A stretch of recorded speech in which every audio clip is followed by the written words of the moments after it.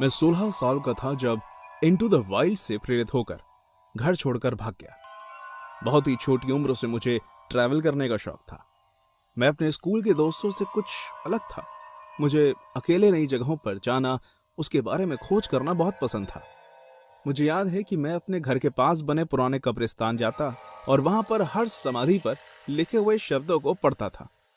मैं बहुत बहादुर था और मुझे आजादी पसंद थी। मेरी माँ बहुत ही कठोर थी। जब से मेरे डैड ने मेरी मॉम को एक दूसरी औरत के लिए छोड़ा, तब से मेरी मॉम कहीं भी ज्यादा आती जाती नहीं थी, ना किसी से मिलती, ना बात करती थी। उनका लोगों से भरोसा उठ गया था। मैं उनसे बहुत प्यार करता था और मुझे उनके लिए बुरा लगता था, पर उनके ओवर प्रोटेक्टिव नेचर से मुझे घुटन होती थी। फिल्म से प्रेरित होकर और अपने घर के माहौल को देखते हुए मैंने घर छोड़ने का फैसला किया। मैंने पार्ट टाइम जॉब करके कुछ पैसे बचाए और कुछ पैसे मैंने अपनी मॉम के पर्स से चुरा लिए। मैंने एक नोट लिखा, अपना बैग पैक किया, अपना कैंपिंग टेंट लिया और घर से निकल गया। मैं ज्यादातर पैदल ही चलता था। जब मैं थक जाता तो किसी से लिफ्ट मांग लेता। मैं कुछ पैसों और खानों के लिए कहीं भी काम कर लेता था। मेरी जिंदगी कठिन थी, पर मैं आजाद था। मैंने सोच लिया था कि मैं इसी तरह की जिंदगी जीना चाहूंगा जब तक मेरे साथ वो हादसा नहीं हुआ था। एक गैरेज में 8 महीने काम करने के बाद मैंने एक सोलो ट्रिप पर जाने का फैसला किया। मैं एंजल फॉल्स देखने कनाइमा नेशनल पार्क जाने वाला था। यह साउथ अमेरिका में था और मैंने पैदल यात्रा करने का सोचा। जंगलों और पहाड़ों में घूमने का मेरा हमेशा से एक सपना था, पर इस जगह पहुंचना आसान नहीं था क्योंकि ये वाटरफॉल जंगल के बीचों बीच स्थित था। क्योंकि मैं एक नाबालिग था और घर से भागा हुआ था, तो इस तरह की जगह पर अकेले जाना कोई समझदारी की बात नहीं थी।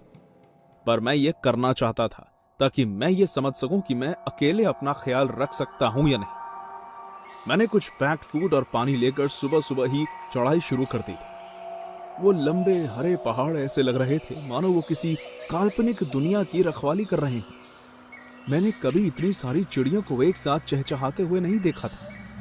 हवाओं के साथ मिली जंगल की आवाजों ने मेरे चारों ओर एक नया माहौल बना दिया था। मैं अपने साथ एक मैप भी ले गया था क्योंकि इस तरह की जगहों पर एक टाइम के बाद जीपीएस काम करना बंद कर देता है। मैंने तय किया कि मैं जल्द से जल्द उस झरने तक पहुंच जाऊंगा और फिर रात होने से पहले लौट आऊंगा। मैं जानता था कि यह जंगल कितना घना और भूल भुलैया जैसा है, इसलिए देर रात तक यहां रुकना किसी भी सोलो ट्रैवलर के लिए खतरनाक था। 2 घंटे तक चलने के बाद जब मैं उस झरने पर पहुंचा, तब तक सूरज मेरे सर पर था। पहाड़ों से गिरते हुए पानी की आवाज और वो नजारा शब्दों में बयान नहीं किया जा सकता। आकर्षित एंजल फॉल ठीक मेरे सामने था। मैंने वहां तस्वीरें ली, अपने पैरों को उस चमकदार पानी में डालकर बैठा। झरने के पानी से मैंने अपना हाथ मुंह धोया। तब दोपहर के 12 बजे थे और नीचे उतरने में अभी वक्त था, तो मैंने उस झरने के पास काफी समय बिताया। उस नज़ारे में मैंने खुद को प्रकृति के बहुत करीब महसूस किया। मुझे भूख लगी थी। मैंने अपने बैग से सैंडविच निकाला। अभी मैंने 2-3 बाइट सी ली थी कि मुझे दूर से एक बहुत जोरदार आवाज सुनाई थी। वो ऐसा था जैसे किसी ने पूरी ताकत लगाकर गोंग बजाया हो।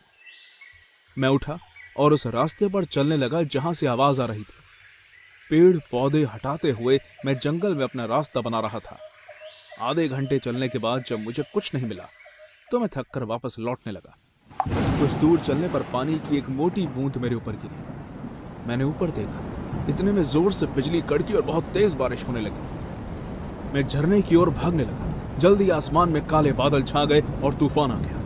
मैं 1 घंटे तक वापसी का रास्ता ढूंढता रहा। थक कर मैं एक बड़े से पेड़ के नीचे आ खड़ा हुआ। इस तूफान में उस पेड़ के नीचे खड़े रहना खतरे से खाली नहीं था, पर मेरे पास और कोई रास्ता नहीं बचा था। जब तक बारिश रुकी, रात हो चुकी थी। मेंढक और कई सारे अलग अलग तरह के कीड़ों की आवाज आने लगी। पास ही के किसी पेड़ से एक जंगली उल्लू की आवाज आ रही थी। मैं जान चुका था कि मैं इस घने जंगल में खो गया हूं। मैं डर गया था, पर मैंने खुद को शांत किया और ये सोचने लगा कि किस तरह मैं इस बड़े जंगल में एक सुरक्षित रात बिता सकता हूं। तभी मैंने उस गोंग की आवाज को फिर से सुना और इस बार कुछ लोगों के साथ में गुनगुनाने की आवाज भी आई। वो आवाज ऐसी थी जैसे कि कुछ लोग कोई अजीब सी प्रार्थना कर रहे हों। मैं उस आवाज को सुनते सुनते उस ओर जाने लगा। करीब 10 मिनट चलने के बाद मैंने अंधेरे में एक रोशनी देखी। जब मैं रोशनी की तरफ बढ़ा तो मैंने खुद को एक पैगोडा स्टाइल मोनेस्ट्री के सामने पाया। वो रोशनी उस मोनेस्ट्री के गेट पर लगे एक छोटे लैंप से आ रही थी। मैंने उस दरवाजे को खटखटाया। कोई जवाब नहीं आया। मैंने किसी के चलने की आवाज नहीं सुनी। इस बार मैंने और जोर से दरवाजे को खटखटाया। दूसरी ओर से फुसफुसाने की आवाज आई और फिर किसी के दरवाजे तक आने की आहट हुई। दरवाजा खुला। उस दरवाजे को खोलते समय उसमें से ऐसी खड़खड़ाती हुई आवाज आई जैसे सालों से बंद होने पर जैम हो गया हो। दरवाजा खुलने पर मुझे अंदर कोई नहीं दिखा। सामने बिल्कुल अंधेरा था। अचानक ही उस घने अंधेरे में मुझे सिर्फ चमकती हुई 2 आंखें दिखी। सच बताऊं तो मैं जोर से चिल्लाने ही वाला था कि एक पूरा आदमी सामने निकलकर बाहर आ गया। एक लंबा सा आदमी जिसने सफेद रंग का चोगा पहना था, बिल्कुल एक साधु की तरह, मेरे सामने आ खड़ा हुआ। मैं एक यात्री हूं और मैं इस तूफान में खो गया हूं। अगर मैं अंदर आओ, हमें बहुत खुशी होगी। मैं उस आदमी के पीछे मोनेस्ट्री के अंदर चला गया। हम एक लंबे कॉरिडोर से गुजरे जिसकी दीवारों पर मोमबत्तियां जल रही थी। जब मैंने उसकी छत की ओर देखा तो उस पर बहुत अजीब चित्र बने हुए थे। मुझे लगा कि वो जगह पूरी तरीके से बहुत ही अजीब थी। वो आदमी मुझे एक छोटे से कमरे तक ले गया और वहां उसने मुझे आराम करने को कहा। मैं भीग गया था, इसलिए शायद उसने मुझे एक लाल रंग का चोगा पहनने को कहा। मैंने कपड़े बदले और बिस्तर पर आराम करने के लिए लेट गया। मैं खुश था कि आखिरकार मुझे रात बिताने के लिए एक जगह मिल गई। तकरीबन 1 घंटे बाद किसी ने मेरे कमरे का दरवाजा खटखटाया। मैं फौरन उठा और पूछा, कौन है?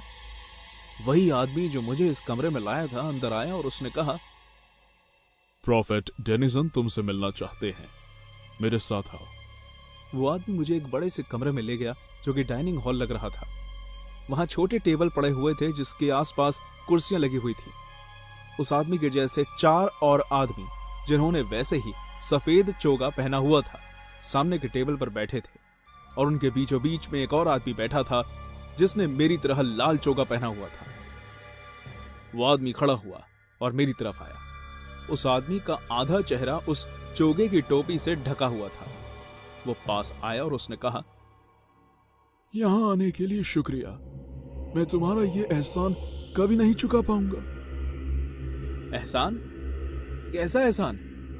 पहला आदमी बोला, प्रोफेट डेनिसन तुम्हारा शुक्रिया कर रहे हैं क्योंकि तुम उनकी जान बचाने वाले हो और हम डेनिसन के भक्त भी तुम्हारे शुक्रगुजार हैं। अरे तुम लोग ये क्या बोल रहे हो? मैं कैसे किसी की जान बचाने वाला हूं? मैंने चिढ़ते हुए कहा। प्रोफेट डेनिसन का चेहरा देख मेरी टांगें सुन्न हो गई। उसका आधा चेहरा सड़ा हुआ था। उसकी आंखों पर कीड़े पड़े हुए थे। पूरे कमरे में गंदी बदबू फैल गई थी। छी, हे भगवान, ये क्या हो रहा है? कौन हो तुम लोग? मैं पीछे होते हुए चिल्लाया। अचानक से 2 सफेद चोगा पहने आदमियों ने मुझे दबोच लिया और दीवार पर टिका दिया। जिस आदमी ने मेरे लिए दरवाजा खोला था वो बाहर गया और मेरी ही उम्र के एक दूसरे लड़के को बाहर से अंदर लेकर आया। वो लड़का पूरी तरह से होश में नहीं था। उस आदमी ने उस लड़के को प्रोफेट डेनिसन को सौंप दिया। डेनिसन ने उस लड़के को कंधे से पकड़ा और उसे हवा में उठा लिया। अगले पल जो हुआ उसने मुझे जिंदगी भर के लिए दहशत में डाल दिया। डेनिसन ने अपना मुंह खोला। उसका मुंह इतना बड़ा था कि उसका जबड़ा उसकी गर्दन तक आ गया था और फिर उसने उस लड़के के सर को निगल लिया, बिल्कुल एक सांप की तरह। डेनिसन ने उस लड़के के सर को उसकी गर्दन से अलग कर दिया और चबाने लगा। उसके मुंह से खून बाहर बह रहा था। प्रोफेट डेनिसन उस लड़के को चिकन की तरह चबा गया और ये देख कमरे में मौजूद सभी लोग हंसने लगे। फिर उसने मेरी तरफ देखा। मैं जानता था अगला नंबर मेरा, पर मैं डेनिसन के चेहरे पर एक चीज देखकर चौंक गया। उसके सड़े हुए चेहरे का आधा हिस्सा ठीक हो गया था और मानो उस लड़के को खाने के बाद उसकी रगों में फिर से खून दौड़ उठा था। मैं समझ गया था कि ये जहन्नुम से आया एक राक्षस है और बाकी के लोग उसकी आज्ञा का पालन करने वाले। मैं पीछे मुड़ा और बाहर की ओर भागने लगा। सभी लोग मुझे पकड़ने के लिए मेरे पीछे भागे और मैंने डेनिसन को चिल्लाते हुए सुना, वापस लाओ उसे, ये लड़का मेरे लिए आखिरी बलि है। मैं कॉरिडोर से भागते हुए मेन गेट की तरफ बढ़ा और फिर वहां से जंगल की तरफ भागा। मैं अपने कपड़े, अपना फोन सब उस मोनास्ट्री में भूलकर एक डरपोक हिरण की तरफ भागने लगा। उसके बाद मैं थक गया और बेहोश होकर कीचड़ में गिर गया। जब मेरी आंख खुली तो आसमान में सूरज निकल चुका था। पिछली रात एक बुरे सपने जैसी लग रही थी। मैं कीचड़ से लथपथ था। मेरे माथे पर एक बड़ा घाव था। जब मैं बेहोश हुआ तो शायद किसी से टकरा गया था। मैं लौटकर वहां कभी नहीं गया। मैं नहीं जानता कि मैं नीचे कैसे उतरा। एक भले गांव वासी ने मुझे पास के हॉस्पिटल तक लिफ्ट दी। मुझे बाद में उस गांव वासी से पता चला कि इन घने जंगलों के बीचों बीच में कभी डेनिजन्स का एक समूह रहता था। उसका सरदार प्रॉफेट डेनिजन एक दिन मर गया तो उसके चेलों ने उसे वापस लाने के लिए एक जादुई प्रथा शुरू करी। गांव के जवान लड़के गायब होना शुरू हो गए। लोगों को लगने लगा कि डेनिजन को वापस लाने के लिए उसके चेले उन जवान लड़कों की बलि चढ़ाते हैं। वो शैतानों से भीख मांगते हैं और उनकी पूजा करते हैं। और जब ये बात गांव वालों को पता चली तो वो भड़क गए। एक रात गांव वालों ने मिलकर मोनास्ट्री में आग लगा दी। डेनिजन के चेले अंदर से चिल्लाते रहे।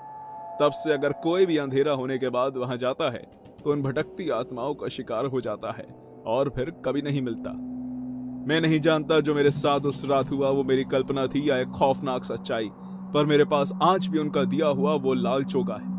ये सोचकर कि ये वही चोगा है जो मुझे शैतान के आगे बलि देने के लिए पहनाया गया था। मेरी रूह कांप जाती है।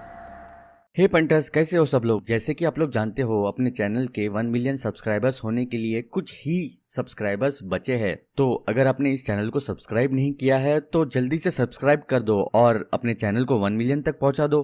तो देखते हैं कब तक आप इस चैनल को 1 मिलियन तक पहुंचाते हैं। अभी आज के कहानी पे आते हैं। जैसे कि ज्यादातर कॉलेज